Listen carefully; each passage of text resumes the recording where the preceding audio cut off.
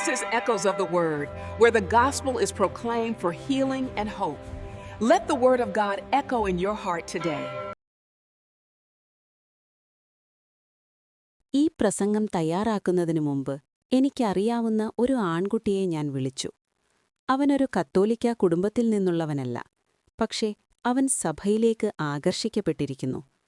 അവൻ പള്ളിയുടെ അടുത്തേക്ക് പോകുന്നു, ക്രിസ്ത്യാനികളെ നിരീക്ഷിക്കുന്നു, എന്നിട്ട് ചിന്തിക്കുന്നു, ഈ നേതാക്കൾ നല്ലവരും സത്യസന്ധരുമായിരിക്കണം.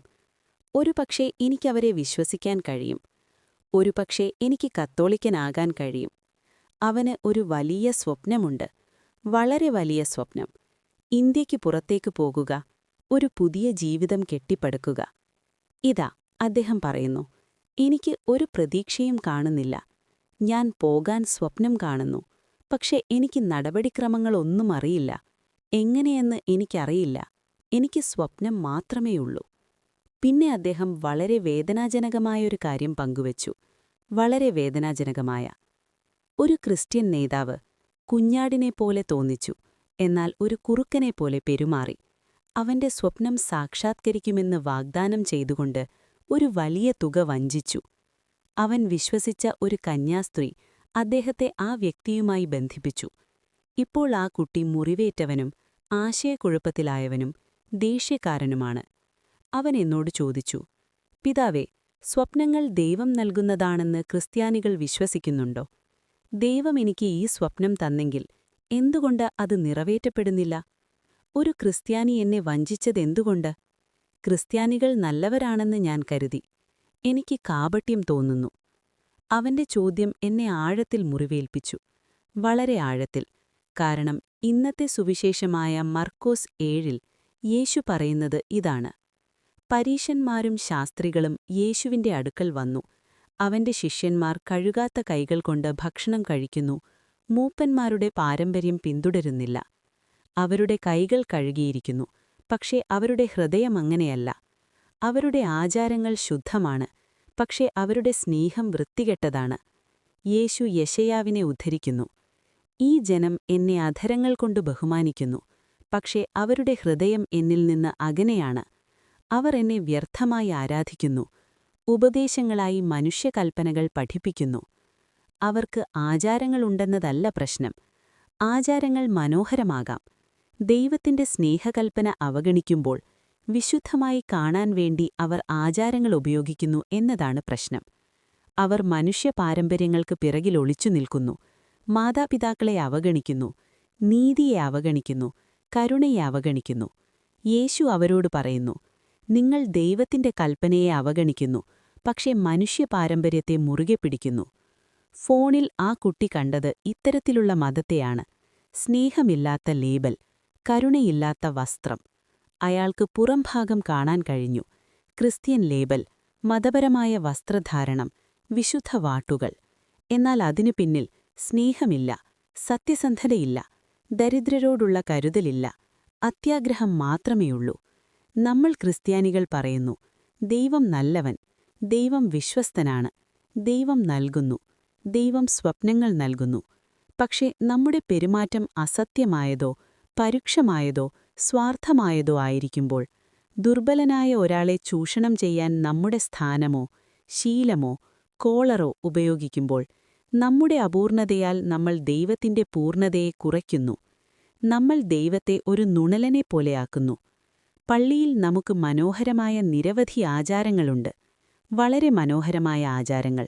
മുട്ടുകുത്തി നിൽക്കുക, കുരിശടയാളം സ്ഥാപിക്കുക, വിശുദ്ധജലം കൊണ്ട് നമ്മെ തന്നെ അനുഗ്രഹിക്കുക, സ്വർഗസ്ഥനായ പിതാവിനെ പ്രാർത്ഥിക്കുക, കുർബാന സ്വീകരിക്കുക.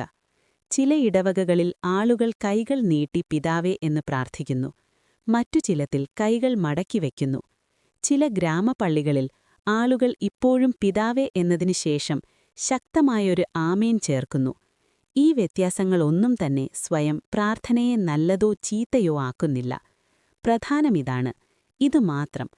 എന്റെ ഹൃദയം പിതാവിനോട് സംസാരിക്കുന്നുണ്ടോ? ക്ഷമ ചോദിക്കുമ്പോൾ ഞാൻ എന്റെ അയൽക്കാരനോട് ക്ഷമിക്കുന്നുണ്ടോ? എന്റെ അരികിൽ പ്രാർത്ഥിക്കുന്ന ആളുകളുമായി ഞാൻ ഐക്യപ്പെട്ടിട്ടുണ്ടോ? ബാഹ്യരൂപങ്ങളെക്കുറിച്ച് നമ്മൾ എത്ര എളുപ്പത്തിൽ പോരാടുന്നു എന്ന് ഇന്ന് നമുക്ക് കാണാൻ കഴിയും. ഇന്നലെ നമ്മുടെ സിറോ മലബാർ സഹോദരീ സഹോദരന്മാർ വിശുദ്ധ കുർബാന എങ്ങനെ ആഘോഷിക്കണം എന്ന് വാദിക്കുന്നത് വാർത്തകളിൽ വീണ്ടും കാണാം. പുരോഹിതൻ ജനത്തെ അഭിമുഖീകരിക്കണമോ അതോ ബലിപീഠത്തെ അഭിമുഖീകരിക്കണമോ?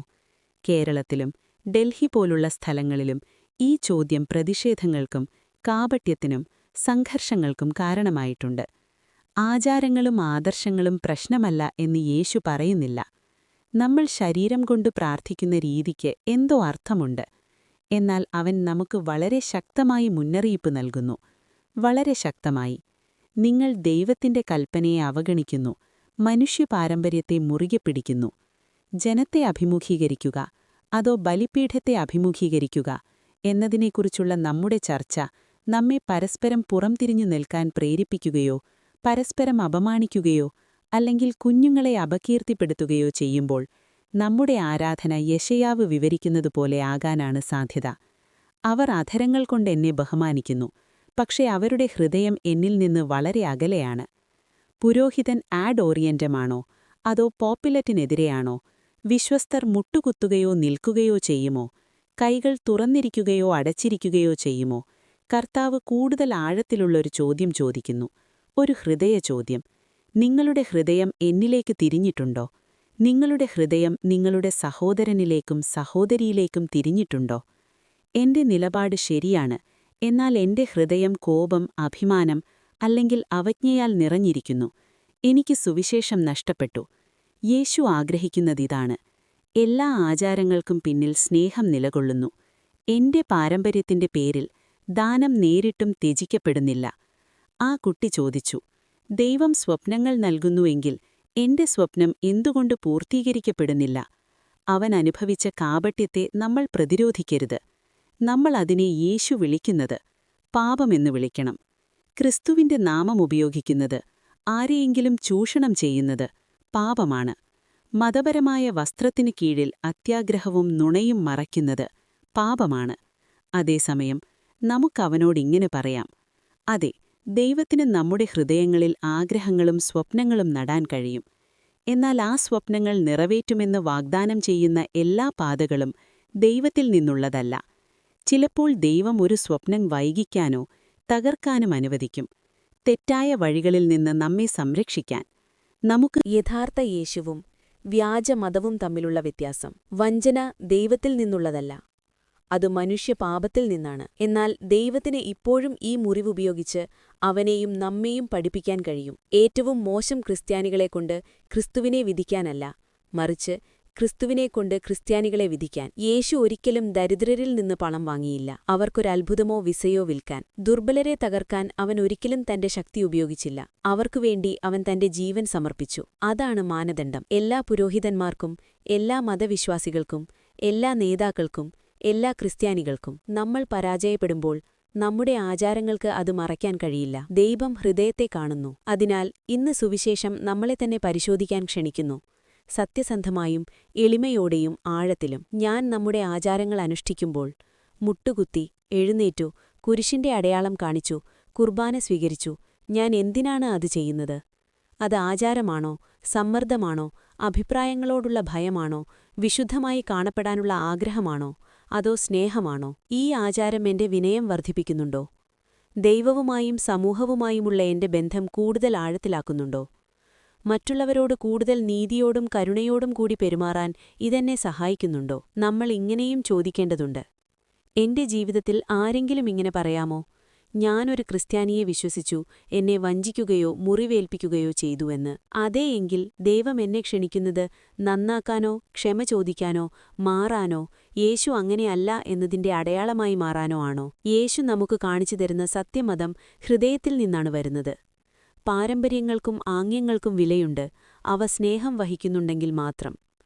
മനുഷ്യനിയമങ്ങൾ ഒരിക്കലും നമ്മുടെ മുന്നിലുള്ള വ്യക്തിയെ തകർക്കരുത്. ദൈവത്തിന്റെ ദൃഷ്ടിയിൽ ആ മുറിവേറ്റ ആൺകുട്ടി ഒരു നേതാവിന്റെ പ്രശസ്തിയേക്കാൾ പ്രധാനമാണ്, ഏതെങ്കിലും ഒരു വശത്തേക്കാൾ പ്രധാനമാണ് ഒരു ആരാധനാക്രമവാദത്തിൽ. ഞങ്ങളുടെ ആചാരങ്ങൾ സ്നേഹത്താൽ നിറഞ്ഞതായിരിക്കട്ടെ, ശൂന്യമായ പാരമ്പര്യമല്ല.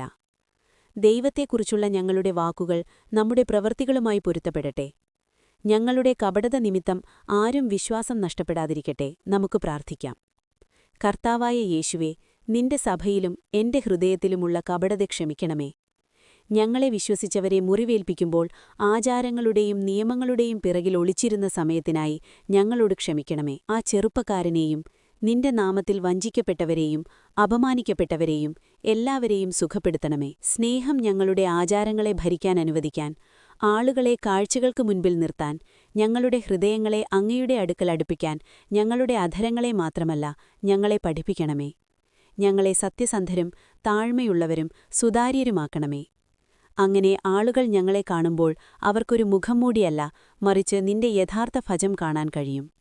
ആമേൻ. Thank you for praying with us through Echoes of the Word. May the Lord bless you and heal your heart. If this message helped you, share it with someone who needs His word today.